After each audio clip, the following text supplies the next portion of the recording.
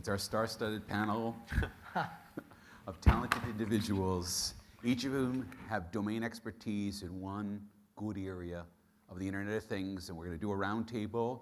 I'm going to ask questions for about the first half hour, and then we're going to turn it over to you folks to ask questions, and I'm sure you have a lot of them. So if you can all come up, please. First, Professor Roy Green, who's Dean of the Business School at UTS. Tim Harvey, who's Commonwealth Bank's General Manager of Regional and Agribusiness for New South Wales. Professor Jane Burns is the CEO of Young and Well Digital. Chanel Mondi, who's the Economic Strategy Advisor for the City of Sydney. And Seb Eccleston-Maslin, who's the CEO of Blue Chili. You can afford.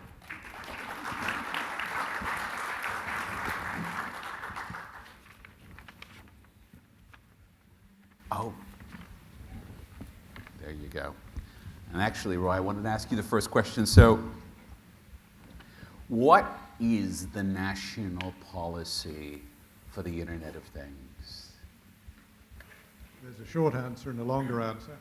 The short answer is there isn't one. The longer answer is we're working on it.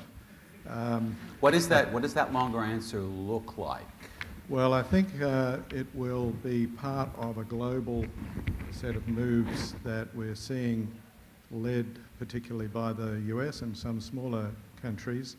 The US had a number of projects researching IoT, and last year through the IT Industrial Council foreshadowed that IoT would add $2 trillion over a decade to the US economy, and you can magnify that around the world. The European Commission has done a similar study.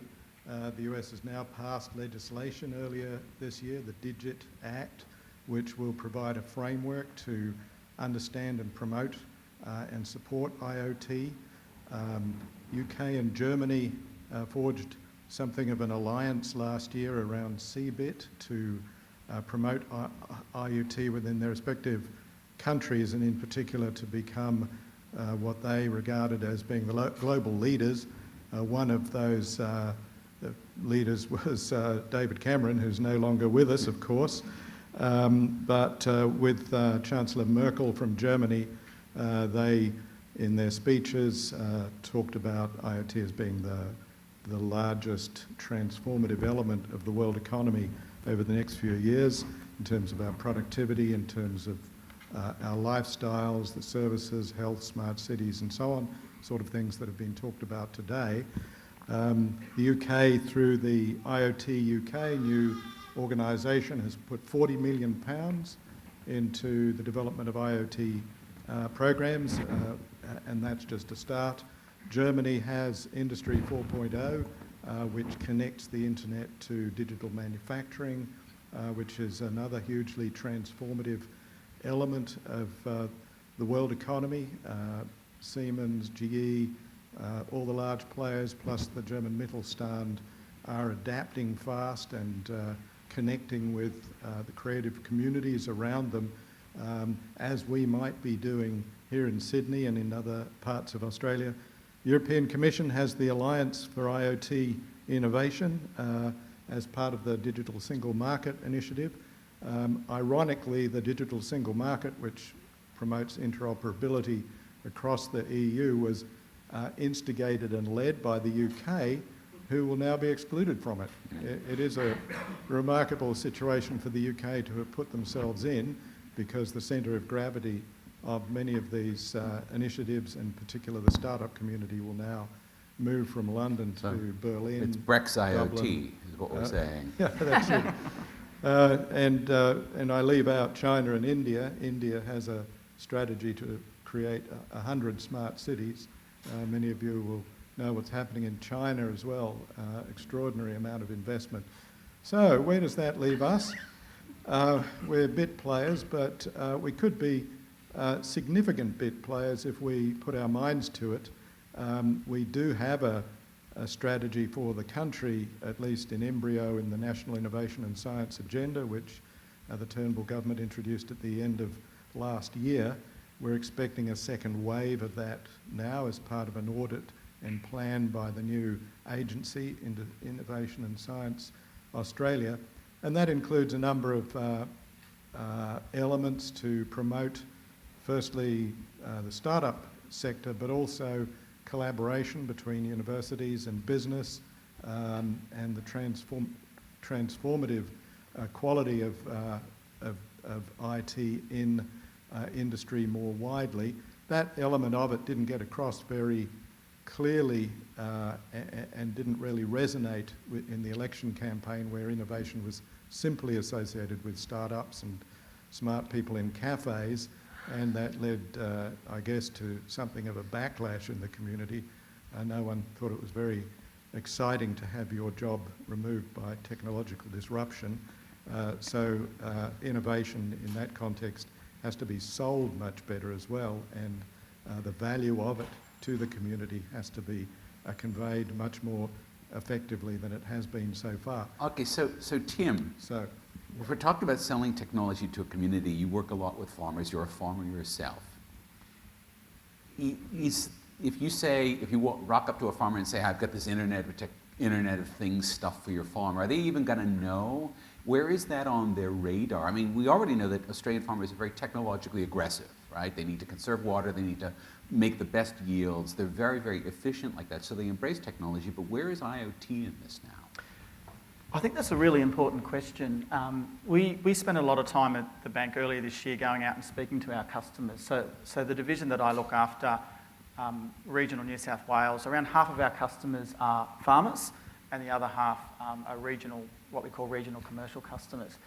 So we went out and we spoke to them about problems within their business and some of the pain points that they have. And when we started talking about ag tech, they looked at us blankly. So we didn't actually then start asking about IoT, because we thought, well, if they don't know what ag tech is, they're not going to know what IoT is.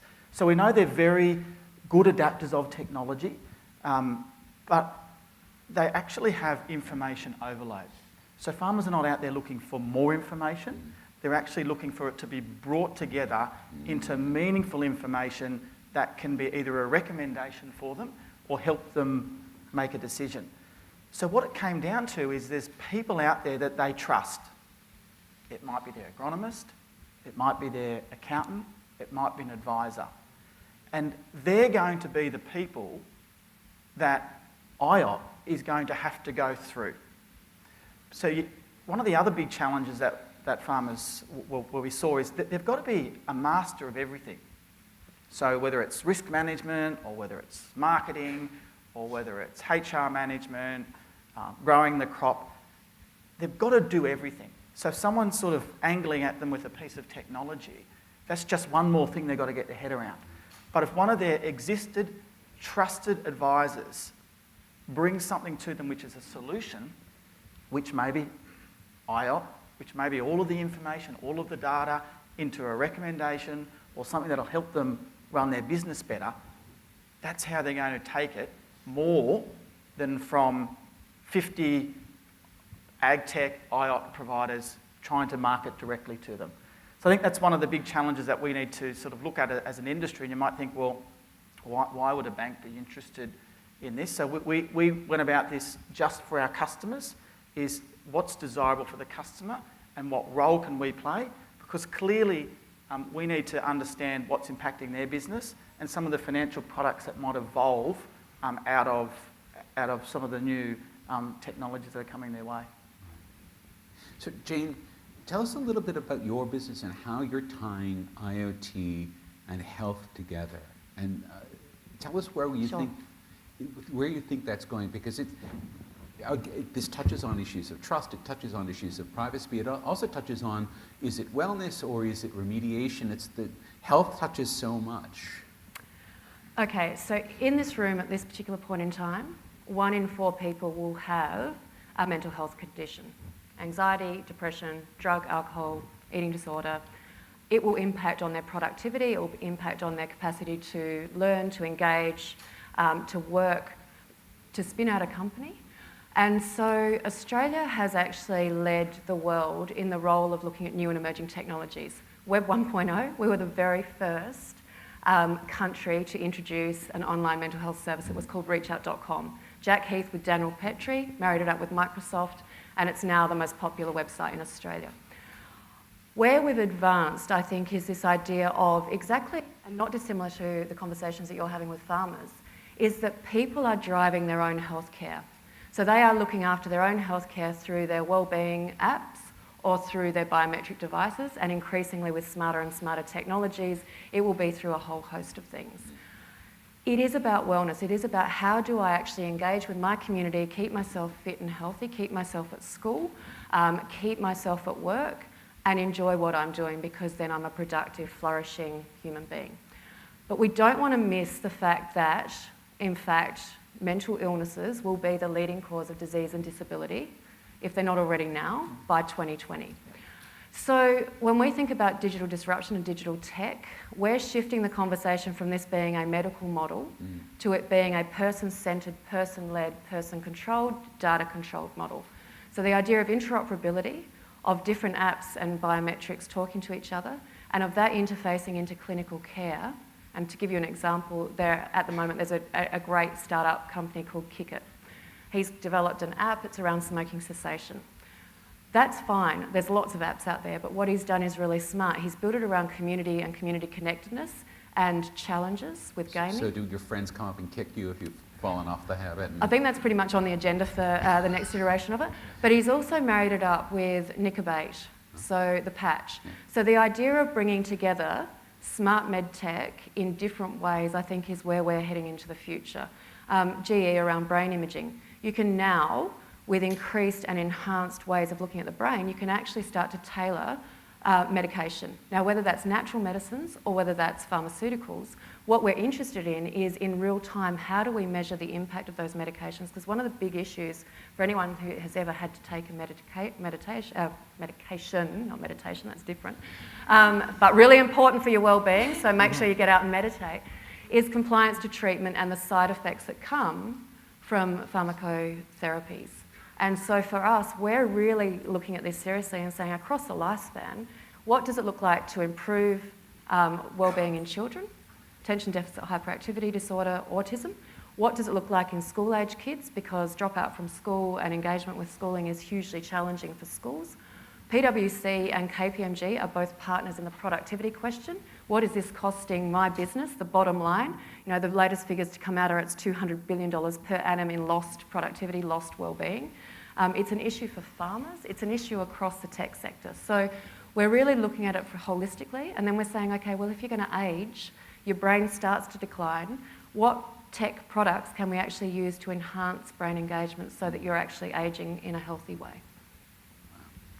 All right, so Charnel, we had Andrea this morning talking about the data that the city already gathers, which is substantial. And it sort of laid out what the city is going to be able to do with the data. But now that city data is going to start to interact with the city's plan for what it wants to do with itself as a smart city and what every building owner wants. How do we negotiate that? How do we even develop, I guess, a roadmap so that it happens perhaps more holistically than piecemeal?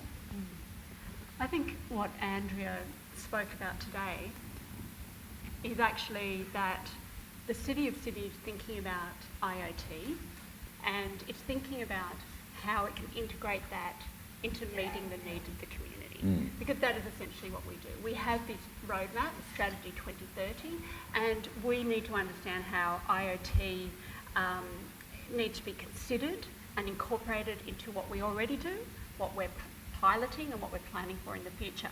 Because we understand that IoT is transforming how our community experience the place in which they live, in which they work and in which they visit. So in looking at, I guess, that smart cities lens, it is more than data and how we use and make that data available, because we've always been a data-rich and data-driven organisation. But it's also about the programs and services we provide. You know, one example is on New Year's Eve, we provide real-time information about the vantage points, you know, the capacity, how many people are there, both to the people who are attending that event, Australia's largest public event over one day, and also the emergency services. We need to look at how we encourage people to engage in the democratic process, so they have an opportunity to influence the place in which they live and they work. Again, you know, how we collect data and how we use it, because we've always used it around land use and making planning and policy decisions. But we've also got a role in looking at our infrastructure, so that the assets that we have, whether that's, or that we make available, I guess, to the community, and whether that's Wi-Fi or whether that's in our bus shelters and providing real-time transport information there. So we've got a draft digital strategy that will go to council early next year that's looking at those issues. But I think importantly, we have a role in economic development. We have a role in supporting, you know, Sydney's very clever, intelligent entrepreneurs to actually translate IoT or translate technology, to articulate it into products, and for those products to create great businesses and global businesses. So we have an adopted tech startups action plan, and that outlines our role in being, I guess, a meaningful part of that ecosystem. And I guess that's adopted and we're implementing that. But there are a range of challenges and there's needs. You know, the city needs to not only be data rich, but across our organisation we need to have far more knowledge around IoT and how we actually understand the opportunities coming our way. That influences procurement. We need to understand, and there's work in these areas and it's ongoing, whether procurement can change. How do we actually pilot and test more with industry from the start around solutions? We've got the issues of understanding the standards and trust around the standards for the interoperable technology.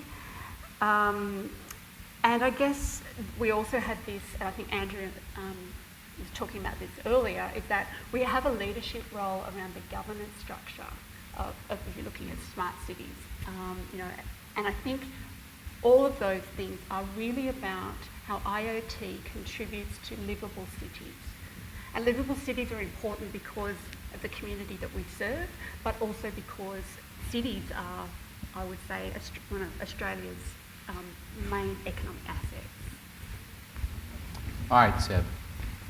Blue Chili sort of sits in this very interesting line in that you sort of incubate startups, but you also make investment choices in startups. And so you're sort of across that boundary. So with your startup hat on, how would you think about where the opportunities are in the market? And then with your investor hat on, where do you see the places where you want to be putting your dollars? Well, the investment hat's easy. It's Safety Compass and Space Connect, which are both out there. That's right, which are both Blue Chili companies. But look, I look at Internet of Things, IoT, as an evolution of technology progression, and it's sort of the miniaturization of smart technologies and the proliferation of network connectivity.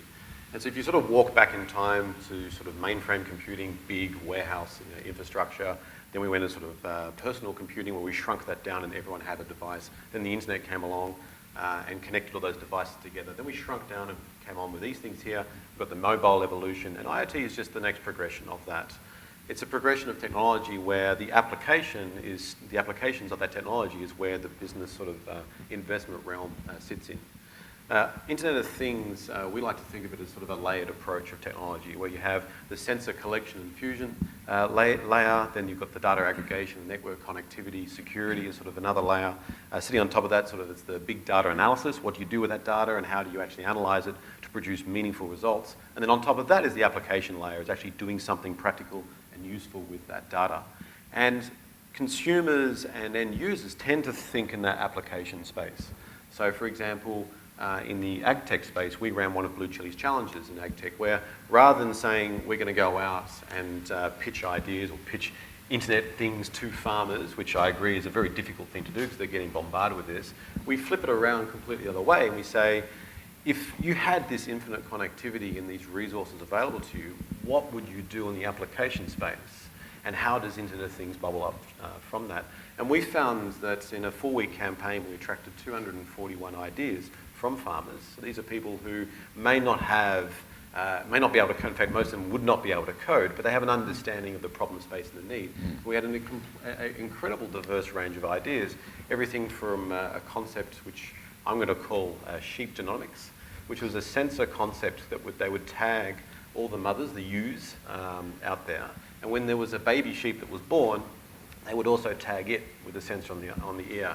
The idea being this allows, through coupling they called it, to identify sheep and their mothers, so you can actually trace the genomic linear progression through generations. Because the current way they do that is they herd all the sheep through a gate, and the logic is that the little ones will stay next to the mums, they don't get trampled on. That was how they were doing it currently, which was an imperfect science. Another concept which is a little bit, it's an interesting application, was the problem space was how do you identify in a broad open pasture land, if you've got cattle, how do you identify when a cattle is just about to foal, just about to give birth? So you could send your team out there to make sure you caught it in the right time, because if you're not there when you're ready, there's a high mortality rate. So this concept here, which they developed the sensor and they wanted to work on the application layer of it, was a sensor that you stuck in the back of the cow. And when the cow was contracting, the sensor shot out the back, landed on the ground, its temperature would drop and it would send its GPS location via cellular to a central place and say, I am here. And you could be sure the cow would be within about 10 metres of that dildo. Well, it's an amazing application that a farmer thought out and said, so whilst the Internet of Things layer there, he never considered to be an Internet of Things device, this was an application that was solving a problem for him. Absolutely. And end users are very, very good at doing that. Yeah. So going back to your question of what would I look for from an investor, I look for ideas that can use technology that solves real business problems. I can see the application of those examples I just gave and see those ideas being turned into businesses that can add value to a broader range of farmers, in that space in farmers. And going on to your point about the smart cities and even in health, these are the next two programs that Blue Chili's running. We are looking at the space of smart cities, and we're going to invest directly into 30 startups around Australia that will address smart cities. But rather than saying, pitch us your smart city idea, what we're going to say is, here are the resources, here are the tools, here's the technology infrastructure that's available to you. Come up with concepts and pitch us the ideas at the application layer, because that's where most people sort of sit in their thinking, and then we'll develop the technology behind that to enable that and run a bit of a competition at the same time. I've got that image in my mind now. Looking forward to seeing your submission. Yeah, exactly. Questions? I'm going to start with Roy to answer the question, but this is a question for the whole panel. One of the consistent undercurrents is the undercurrent around security, and it's important in every one of these domains. And so the question, Roy, is, do we need either national regulations or standards that are there by law so that we don't get armies of hacked web cameras attacking a farmer because they've decided that's what they want to do today? Are we going to need that? And is government even have anything like that on their radar? And again, for the rest of you, I'd like you to speak to the security concerns, because my feeling is we don't get that right, then all of this just falls down very quickly. I think that's a very important area of consideration for us all. And clearly, and Seb's just expressed that, there is a transformative power in the market here through the customer experience, through problem solving. There's a demand pull as well as a supply push from the technology. But like all industrial transformations, I won't go so far as to say an industrial revolution, because that's the broader context in which this is occurring. But this particular industrial transformation is going to run up to a point where it cannot be unregulated. And we've probably reached that point now. And then the question is, what is the type of regulation? What is the light-handed regulation that will enable the market to flourish? We don't want to stifle innovation in the market, but at the same time protect the market players, whether they are producers or consumers. It's not an area which is naturally given to monopoly. I don't think there's going to be a competition policy required in this space for some time to come, but there will be a set of standards and regulations around access to information, protection of data, and the whole interest now among large corporates, among governments, among small players, industry associations, AIIA, in cyber security, and we just had a big cyber security event at Stone and Chalk in the fintech space, is evidence of that. Yeah, I think the security is everyone's concern. It's not necessarily the thinking of, I'm going to go back to that idea of the device I mentioned before. It's not about what if that gets hacked and how does it affect the animal that it happens to be partnered with. It's more of if that gets hacked, how can that be used in a mesh network as an attack vector on something else? And I think we as consumers of the ever-increasing connected devices need to ask ourselves, does this actually need to be connected? There's a great article recently of someone who was trying to make some tea and spent 11 hours connecting his Wi-Fi-enabled kettle to make a cup of tea. So I would question the need of having a kettle that's connected to the internet. So we need to demand that security as consumers, and we need to demand that of the manufacturers. The proliferation of small connected devices makes it even easier now to connect anything to the internet, and security is always the second thing you look at. And we need to make sure as consumers we demand it to be the first thing we look at. And that can be done at our sort of hardware layer on our own personal networks. We have firewalls that prevent and do port blocking, so our security cameras don't end up showcasing the video footage publicly. There's this website, I can't remember off the top of my head, that allows you to actually see everyone's security cameras where those ports are open. You can actually just randomly go through and look into someone's bedroom. Quite seriously, it's quite scary. So again, question the need for having your things connected online and demand the security from the vendors and also demand the security from your own internal network. It's everyone's responsibility. You go. I think to build on that from a farming point of view, what they told us was they're very happy to share. So farmers are not out there to compete against each other unless it's to buy land. And unlike, I guess, two sort of commercial businesses on one corner of the street to each other, or two corners of the street to each other, trying to outdo each other and be first to market, farmers, they don't see the farmer down the road as a competitor. So they want to share. So the work that we did showed that sort of 80% said, look, we're very open, we want to share. For those that said they didn't want to share, they cited privacy as the biggest concern. So I think I like the term of sort of light regulation, because whenever you over-regulate anything, you sort of really stifle the sharing. But I think the ag sector is absolutely right for sharing what they've got to help each other in the right way.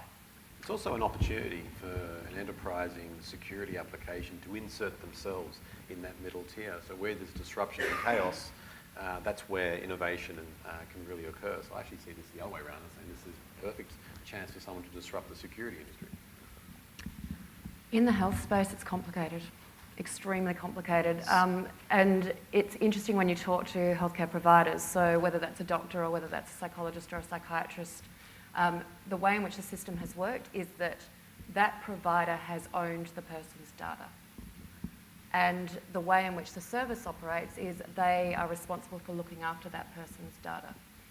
Now, the Department of Health have done something really interesting and quite innovative. They've said, actually, we need to create these secure, encrypted storage spaces for people's data, because increasingly consumers are saying, we actually want to own our own data. And we want to use our own data to inform our choice about which provider, how good that provider is, how we rate the quality of that provider. Now, for providers, that is a terrifying prospect. For people, though, and we, when we're designing... Why is that a terrifying prospect for the provider? At the moment, the provider provides. There is no quality control over the provider. You can get a great provider who can be fabulous, who can use technologies, who can support your journey of care. And it is a journey, and people you talk to, it's a journey. Your mental health, you're constantly looking after it as you do your physical health. At the moment, there is no quality control over the type of care, the way in which that care is provided. And so when you look at the way in which the system works, people fall through the gaps all the time. Hospital system, overworked, overwhelmed. Emergency departments, people come in who are suicidal, they have comorbid conditions with drug and alcohol. They're often sent home. without a care plan, without a support person in place.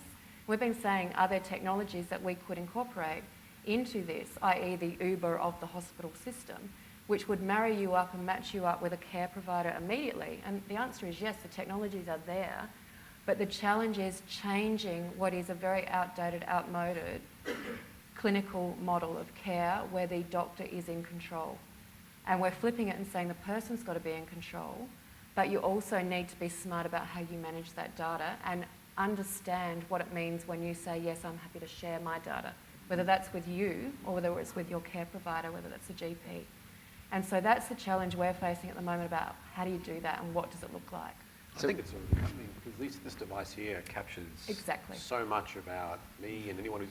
And HealthKit by default is turned on. Correct. So I was quite surprised when I turned on and told me how And there's lazy some I data was. in there. Yeah. And when It's you quite talk to confronting. consumers, when you actually talk to people with a lived experience, they say, I'm already tracking my health because it's good for me. I'm already doing this because this app will help me manage my stress levels. I can use a mindfulness app. I can check in each day to see how I'm travelling. They're already doing it. So the challenge for us as we transition is how do we ensure that that data is safe, because mental health data can be used in really negative ways. Insurance premiums, employers, do I want to employ someone with a mental illness? Do I want to employ someone who looks like they're not going to be able to productively engage in the workplace? And so they're all the major ethical issues that we're dealing with. Reality is though people are talking with their feet and they are just progressing and doing what they want to do. But are they endangering themselves in doing that right now? Not at the moment. Not at the moment. I mean, I haven't heard of anyone's data being hacked and them suddenly being asked to pay big insurance premiums. What we're seeing at the moment is that most people are using their devices in exactly the same way, exactly the right way. They're actually taking it in to see the professional and saying, this is what I've done. And the professionals are lagging behind. And so our job is to actually bring the professions and bring the health system up to speed. The Digital Health Agency, which was previously the personally controlled electronic health record, they've acknowledged that the way in which they did it to start with didn't work. No one used the thing, whether that was a person or whether that was a doctor. So it is going to be designed in a way that actually appeals to people and supports the needs of themselves. And then our challenge has been saying to industry, well, what are your gaps? What are your problems? And so if you talk to someone like a Bupa, who's a health insurer, they'll say, well, increase in premiums. Our job is to get people supported earlier, because once they end up very unwell, that's when the major burden and the cost comes into the system. And the job is to keep people out of hospital. Okay, start thinking up your questions. I just want to throw to Charnel. One of the provocations that Genevieve put into her talk this morning was to think about the fact that as you move into a smart city, you're effectively signing up to all of the different monitors that the city has because it's a smart city. And so do we need to start to think about, particularly because the city of Sydney, there's 205,000 people in it, but there's what, 1 million people in it during the day? 1.2. 1.2, so 6 times that number. And so there's this heartbeat of people who are entering a smart city zone and then exiting. And so in a way, the rules are changing for them. How transparent are we going to need to be around that? I think it's an issue that needs to be considered collectively, because it's not just the City of Sydney's responsibility for all the data that is being collected during a person's experience as they come into the kind of physical area that we're responsible for. And I think, but from the City of Sydney's perspective, it comes back down to the principles, and I guess the existing principles around the value of privacy, so it is highly valued. And you would have heard Andrea talk about the fact that privacy is not negotiable, and the fact that we're very cautious about what data we have and how, in fact, that will be released. So the data that we're looking about releasing is around environmental sustainability, and it's not anything to do with residents. But I think it's a really interesting provocation. It is how, but how can that in fact be to be monitored, or the concept of consent? How can consent be given in a city environment? We were involved in a submission for a redevelopment of a precinct in Adelaide. Don't know if it got through yet, but we're hoping, as part of the consulting phase. And this is a radical look at the future of living in 5 or 10 years' time in this precinct that's been redeveloped, where they've thrown the notion of data like completely twisted around and said, well, what if everything was completely open to the system? What if the system knew everything about you? What would the city look like? So consent is you have to agree to be part of this ecosystem by living there. So if you want to live there, you sign up. But that's transparent. It is you transparent, know it going yeah. in, Which is a right? bit of a different challenge to what you're describing there. But what I really like about this, and I would so totally put my hand up and do this, this is the concept. So you wear a sensor that measures your biorhythms and understands your health and your patterns. And when you get up in the morning, it says, down in the cafe, your favourite cafe that's part of this precinct, we've made a special blend of a particular type of mocktail for you, which has been specifically formulated to help you do your exercise routine at the gym, which has been pre-programmed to help you achieve your fitness goals. And then as you walk into work, that to me is exciting. It scares the shit out of some people, but I find it. So if you don't want to Particularly if you have a mental illness. The centre of the city is the unexpected. The centre of the city is the grittiness. We're actually trying to protect the areas that provide you with surprise and how we experience the city. So that talks to the issue of consent. We're in that, and let's explore what that is, and that's exciting. But I wonder how much unpredictability we take out, and how our experience of the city would suffer as a result. I don't think the experience in the city would suffer. I think it gives a very different dynamic to it. The grittiness and the culture thing, I don't think you can sort of Internet of Things that away. This makes the city, the experience of living in a city, more efficient, and that's something that I like. And there's a lot of transport to be efficient. Well, I mean, in the transport set, this particular precinct area, they've removed all car parks because they said in 10 years' time people aren't going to be driving. That's the point. Is just thinking radically about what is living in the city going to be like in 2030, and working backwards. So if that freaks you out and you don't want to consent, come out and live on my farm and we'll switch everything off. All right. Questions from all of you? Okay. Up here. Okay. We'll get you next, but we'll start with you, sir.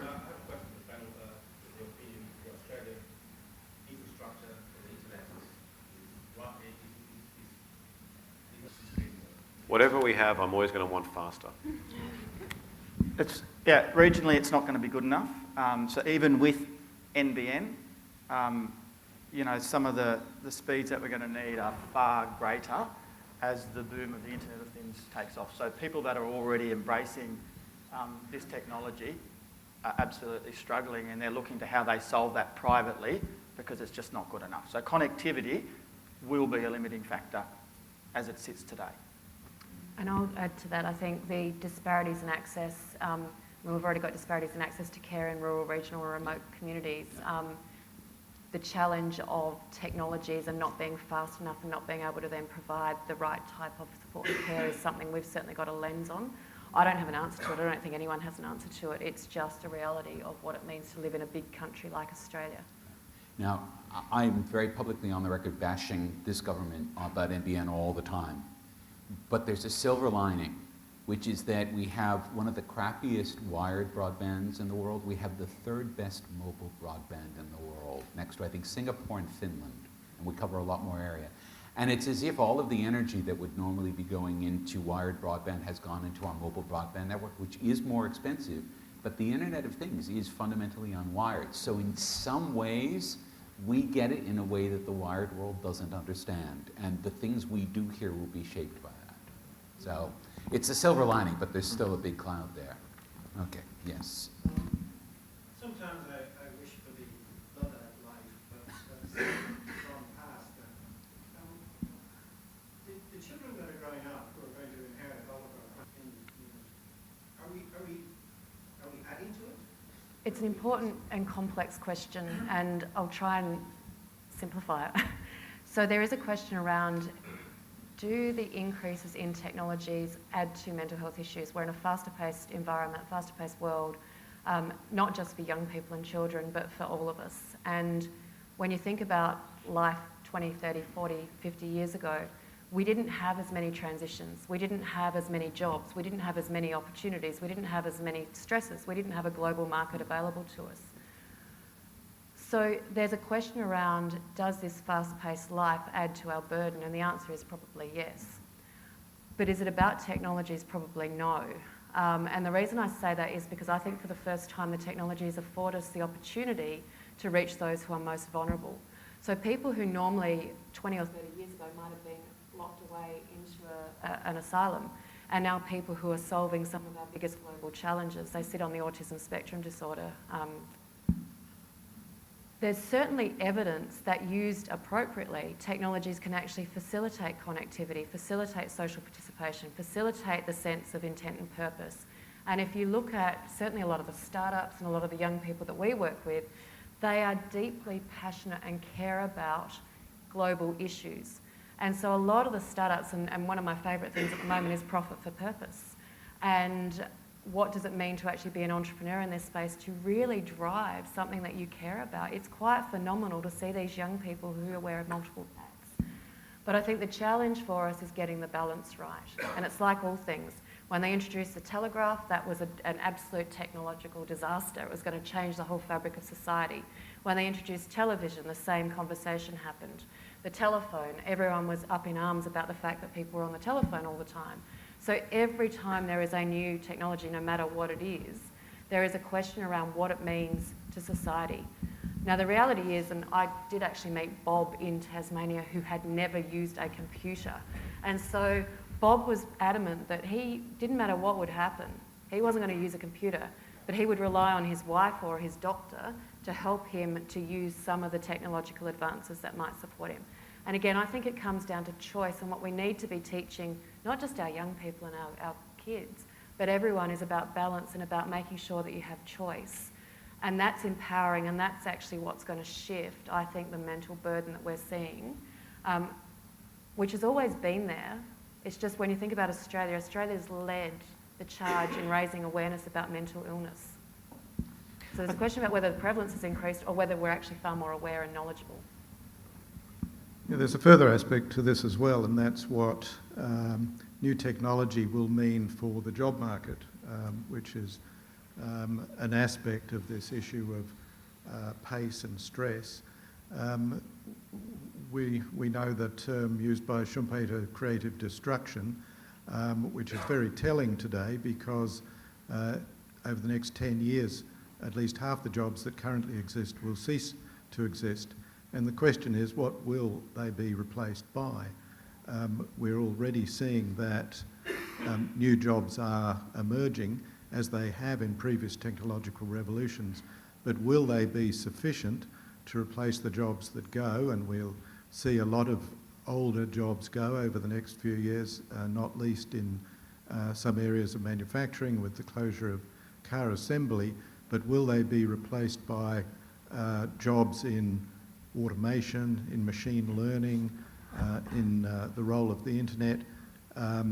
Probably some will, but certainly nothing like the number that we currently have. And will we see an illustration of the digital divide between those who have access to rewarding jobs that are fulfilling and interesting and high paid, and those who are left behind in the precarious labour market? That's, I think, the most serious issue. But this brings up a question for the entire panel: is there's a skills gap right now, right? We probably need more people who have all of the skill sets that we're talking about: machine learning, artificial intelligence, hardware, right? Software design, human-centered computing. It's like all of these different things. Agriculture, veterinary science, all of these different things. Do we have the educated population, or are we growing that educated population so that we can actually have this future?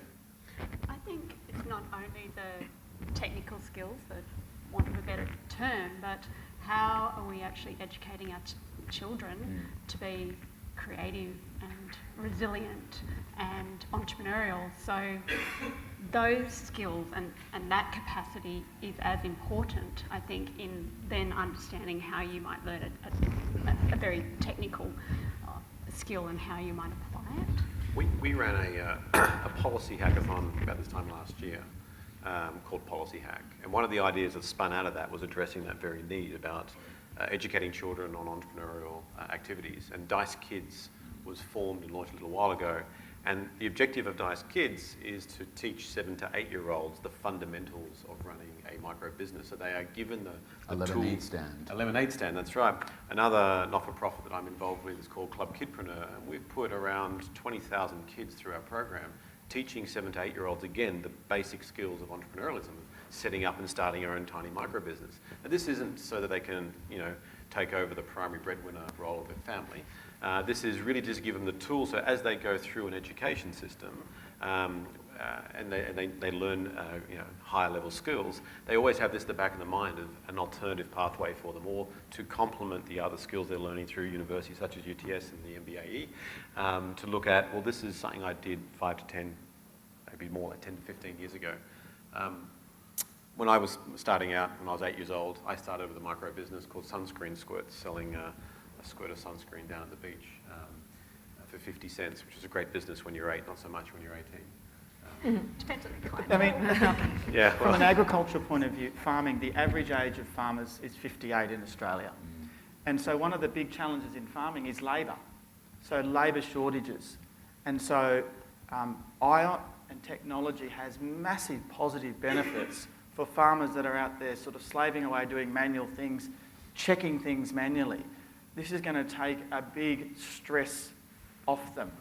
And I just think of a simple task. On the weekend, I bought some sheep. They come in a truck, and they said they bought 487 sheep. So I'm counting them off: 1, 2, 3, 4, 5, 6, and 5 jumped You out at fell once. asleep? It's like, what do I do now? So I thought I'll do it 2, 2, 4, 6, 8, and then 5 jumped out again, and it didn't work. So I mean, you think just of a sensor in the ear of the sheep, in the tag, that I don't have to sit there for an hour trying to work out. I can be flying kites with the kids. So there's massive benefits for agriculture. So this issue of jobs going is not the big issue in agriculture, because the people to do the jobs today aren't necessarily there. But we see the next generation, a lot of people looking to come back to the farm, and I think we are starting to train them. They're the ones that are interested in technology, and I think we're starting the journey of training those people, but I think there's a fair way to go still. Can I just Humanities flag in and the medtech sector? We will never have enough professionals to provide clinical care for people with a mental illness. It's just the reality. And I think to pick up on your point about resilience, we can teach kids entrepreneurship, we can teach them STEM, we can teach them a million different things, and we do. But if we're not providing them with opportunities to learn about resilience and to learn about failure and to learn about the fact that not everyone will go on to be, the Prime Minister or the President, then we're setting them up. And I think for the last probably 15, 20 years, we have set our kids up for failure. We've cocooned them, we've wrapped them up in cotton wool, we've taught them about managing life stresses, but we actually haven't let them experience what it means to fail. And so I think if we do that, it's the marriage between entrepreneurship, STEM, and resilience building, which I think is the next big thing. And then if you think about the digital market, our medtech sector here in Australia is small, it's $10 billion per annum. But when you look at China, India, Asia more broadly, the growth in the middle class, they are going to be experiencing exactly the same stresses as our middle class and our vulnerable populations. And so the opportunity, they have no doctors over there, they have no mental health system. So we are going to have to leapfrog over that and use the digital technologies to actually ensure that they do either manage their well-being, or if they require clinical care, that we have a much smarter system to manage it. Okay, we have time for one more question. You got your hand up, so you get the last question. Okay, so we've just been talking about educating our kids to be entrepreneurs. That's not really going to take effect for at least 10 years, right? So how do we make sure this conference is 10 times bigger next year? Ooh, great question. Go for it, guys. Yeah, great. Well, my role in that is to find, identify, and invest in 30 Internet of Things enabled smart cities type businesses, which is a campaign that we'll launch early next year, where we will directly invest in 10 startups here in Sydney, assuming the City of Sydney comes on board with us, 10 in Brisbane, 10 in Melbourne, and there's a couple of other cities coming on board as well in the US, where we will look at the challenges of an interconnected smart city, the future of work, the future of living, and look at investing in businesses and entrepreneurs with ideas that can make that living in a city better for everyone involved. So that's how I'm going to do it. The city is a sponsor of the Spark Festival. It was the first 3-year sponsor of this, which is the umbrella of this event. So we will continue to support industry initiatives that both raise the profile of IoT, or the tech startup ecosystem. We will continue to be an advocate. So the Lord Mayor and the Council is an advocate for tech startups, and you'll find that in any of the material that we communicate to our community, you know, whether it's through a media release, etc., we'll always profile a Sydney entrepreneur, and we make it a priority to profile women entrepreneurs. We support a whole range of other industry initiatives that have the kind of same aim in terms of raising the profile, encouraging people to start and to grow their businesses. We run, I don't want it to sound like an ad, is it? But we take it seriously, so we do run a business seminar, which is a 101, an introduction to the ecosystem. We're looking very seriously at our international connections in terms of our relationship with China, with Guangzhou and with San Francisco, and also looking at physical space and addressing that kind of physical space. So there's a range of initiatives. Some of that, we've got entrepreneurship education in our school holiday program, how to code in our library programs. There's a range of initiatives that are underway that will hopefully make this conference bigger for next year. Okay, my comment is I believe that Australia is a large living laboratory and that we have the capacity to treat it as such because of its diversity and because of its size and because of the entrepreneurial spirit. We have startup think tanks, pollinators, incubators, all over the country, and the real challenge is how do we actually getting them working together to really leapfrog through so that they're not all doing their own individual things, but they're actually coming together in a much more progressive way. And so I love the idea of living labs. I love the idea of consortia of living labs. The European Living Labs Innovation Network is an excellent example that has shown increase in productivity, increase in startup, increase in employment, etc. And I do think that's the way of the future. Perfect question. So hand up if you're a farmer in the room. Okay. My dad's a farmer. Perfect. Hand up if you're an advisor to a farmer. Oh, couple of hands. So this is the challenge, and I would love next year to bring advisors to agriculture to these sort of forums. And because I go to farmer forums, farm advisor forums, and I don't see any ag tech or IoT people there. And I go to these forums and I see very few agricultural advisors or farmers there. So we have to bring the groups of people together. So I'm going to get some of those sort of people along next year.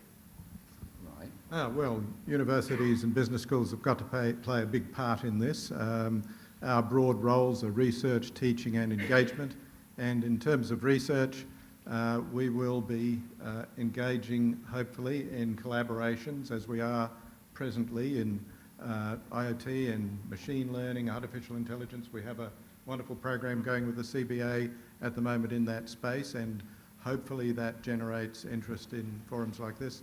In teaching, as we were saying earlier, we don't want to prepare our students for commoditised jobs that are going to be offshored or automated or devalued by low-cost competition. We want to create graduates who have boundary crossing skills, who combine analytical problem solving and broader skills with specialised knowledge, and they're the people who will be taking an interest in forums like this. And we want a big emphasis in universities generally, but particularly at UTS on engagement, and that means engagement with our precinct, engagement with Blue Chile, as we're just doing with the wonderful program She Starts for women entrepreneurs, and we want engagement more widely with public policy, because when we were talking earlier about the gaps in public policy, it's our role, I think, in forums like this to challenge government, to point to the directions that government could go. I've always been brought up to think that governments lead, but in fact we lead governments, and we have to take that role seriously in forums like this. Yeah, and thanks again for your support with She Starts. It'd be great to have the City of Sydney on board with that as well. You see the deal on stage. All right, everyone, let's thank Roy, Tim, Jane, Charnel, and Seb. They've been awesome.